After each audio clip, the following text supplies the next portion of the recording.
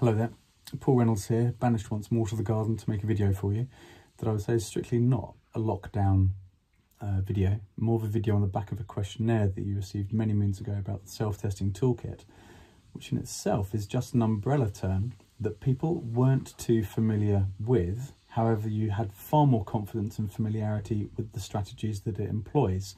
Use of flashcards, mind maps, and cumulative quizzes, for example. To say this isn't a lockdown video, it is a very apt time though for us to be discussing this, when teacher input is very, very different and substantially less to what a student would receive within the normal school environment.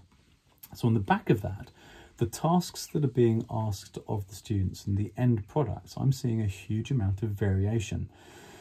Now, variation and individuality is not a bad thing at all. However, what I'd be inviting students to do is having a bit of a think about what they're producing, how they're producing it, and how they can then go through and use it in the future. And this is when the self-testing toolkit can go through and offer that little bit of guidance. First of all, though, we really need to go through and dispel a few myths and understand how memory and learning works. So within this email, there is a link to a BBC video, How Learning Works, about 4 minutes in length. And from that will come three things: storage strength, how easy information is put into your long-term memory. Well, essentially, it requires effort. The harder a task is, the more likely it is to go into your long-term memory.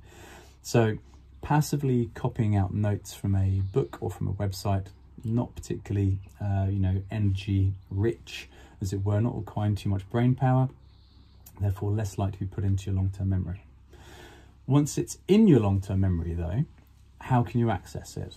Well, that's called retrieval strength, and comes down to one thing: repetition. The more often you repeat the information, that you access that information, that you retrieve it from your long-term memory, the more likely it is to be at the forefront of your mind for you to access in the future. Much like those passwords that we use on a daily basis. We don't even have to think about them. But if you had a password that you only access once a month, then it's far harder for us to access that information. The third thing that comes from the video though, from the BBC video, is something called the testing effect. It sort of smushes the last two bits into one. Being a test, you're engaging your brain that little bit more, therefore more likely to put that information into your long-term memory. And if it's in a format where you're able to then repeat it again and again and again and again and again, well then that's improving your retrieval strength as well. So it's those three aspects that you've got. The self-testing toolkit looks at the strategies that you can employ to make it a little bit harder, improving storage strength, and to offer repetition, that retrieval strength. So what makes a good flashcard though? Well, there's further links within this email to the relevant parts in the to relevant sections within the college website that will offer you a bit more guidance about how you can use these strategies. And actually there's some how-to videos on what makes a good cumulative quiz. How can you make a mind map and how can you access that again and again in the future? And flashcards, which students often use as their go-to revision resource. But what makes a good flashcard? So there's a couple more videos there for you to go through and have a look at.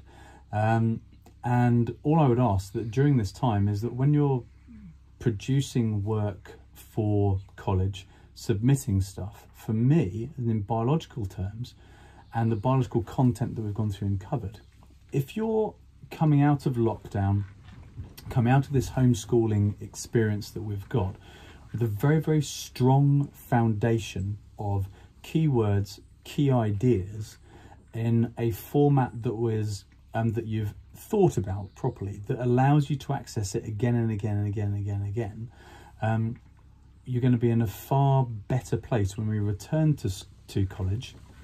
Your understanding of how learning works, you'll be a far more independent learner and far more confident in a series of strategies that will help you hugely in the future. So if you can dedicate a little bit of time getting yourself familiar with these strategies, or reminding yourself of these strategies, and trying them out in a few of the tasks that are being set to you during this homeschooling experience that we've got at the moment. That'd be great.